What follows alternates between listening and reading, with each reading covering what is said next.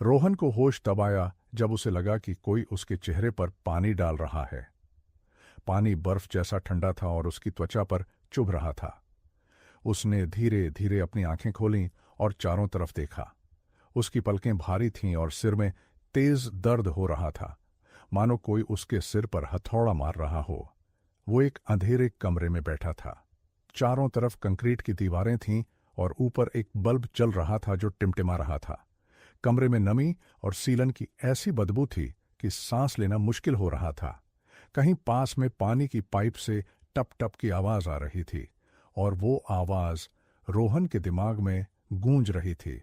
उसके हाथ एक लकड़ी की कुर्सी से मोटी रस्सी से बंधे हुए थे।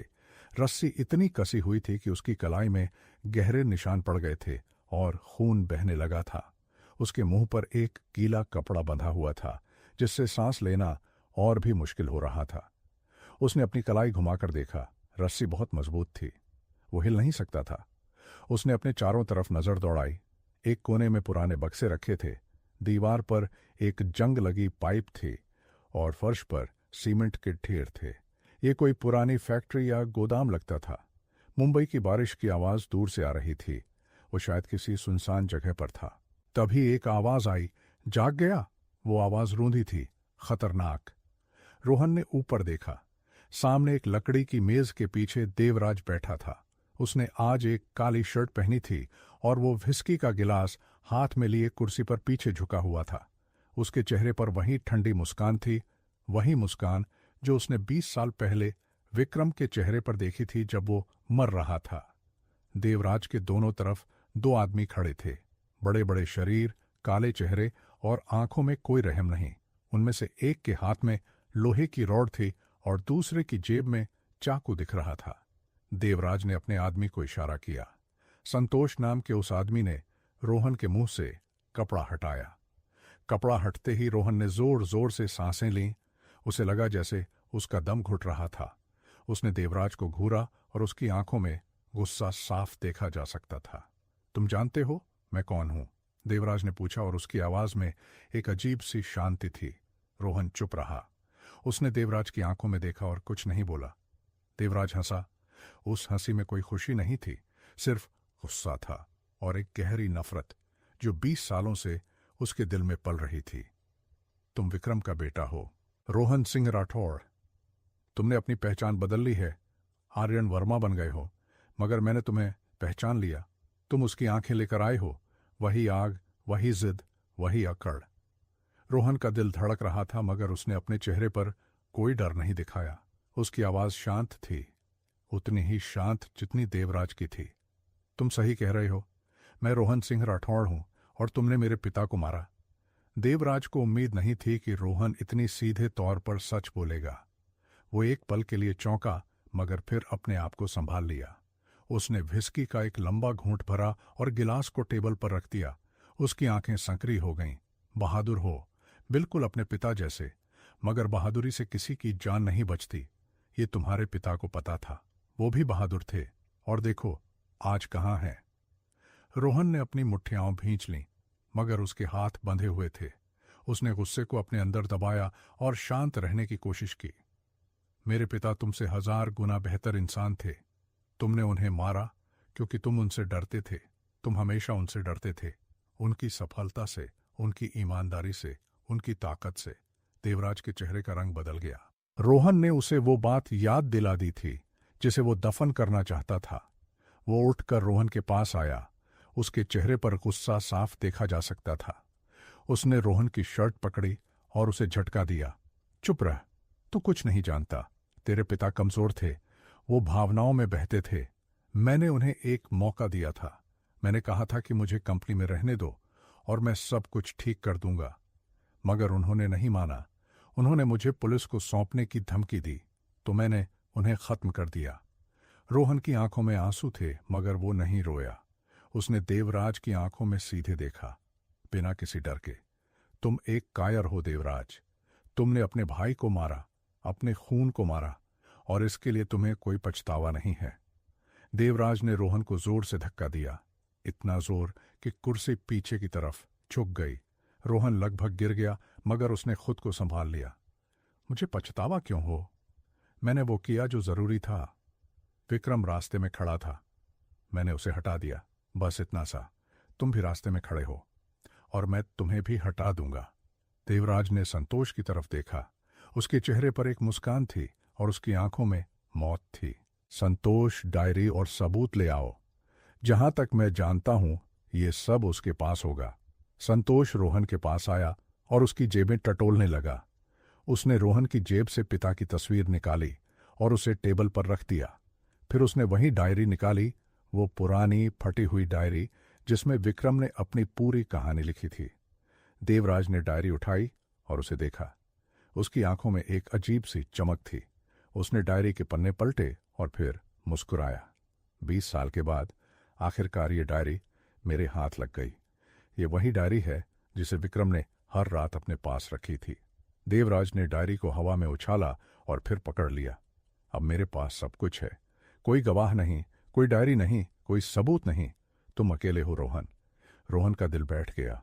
उसने देखा कि देवराज के हाथ में वो डायरी थी जिसके लिए उसने इतनी मेहनत की थी।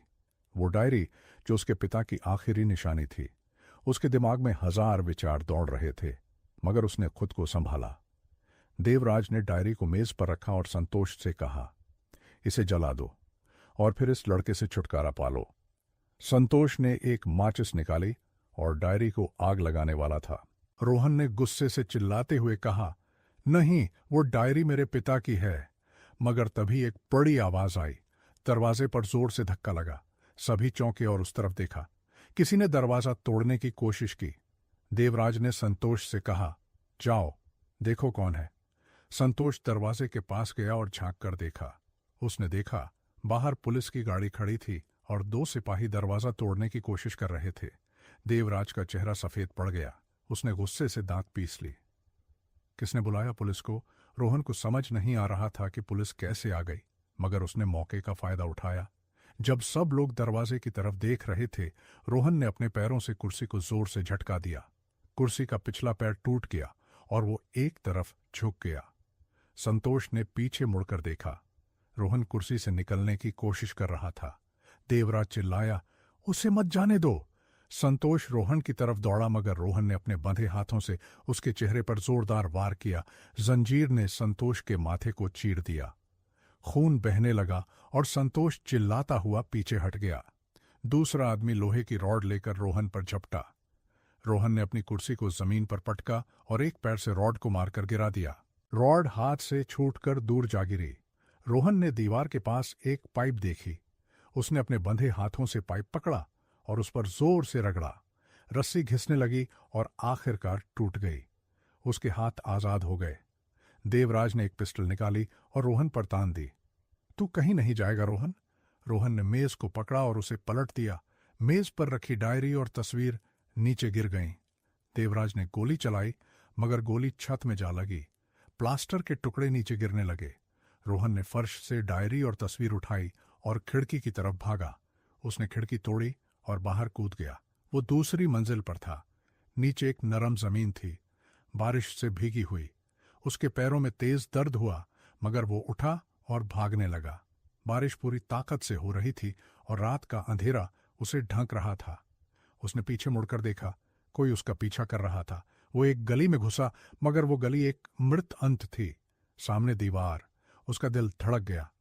उसने चारों तरफ देखा। एक पाइप था जो ऊपर जा रहा था। उसने पाइप पकड़ा और खुद को ऊपर खींच लिया।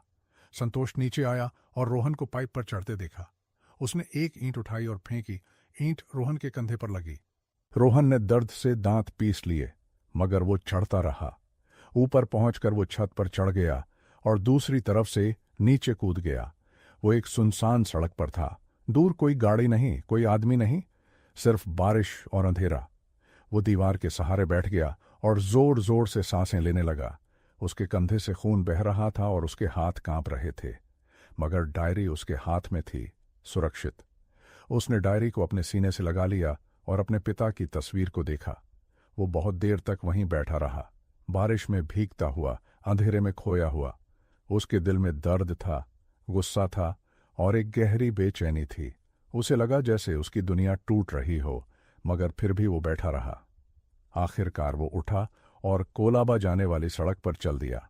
उसके पास पैसे नहीं थे, फोन नहीं था, कोई सहारा नहीं था, मगर वो चलता रहा क्योंकि उसके पास एक मकसद था और वो मकसद उसे ताकत दे रहा था।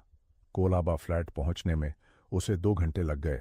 वो पूरी तरह भीगा हुआ था, उसके कपड़ों से पानी टपक रहा था और उसके शरीर पर चोटों के निशान थे। उसने दरवाज़ा खटखटाया 3 बार, कमज़ोर हाथों से। प्रिया ने दरवाज़ा खोला और उसे देखकर चौंक गई। उसका चेहरा पीला पड़ गया और हाथ से नीचे गिर गया। रोहन, क्या हुआ?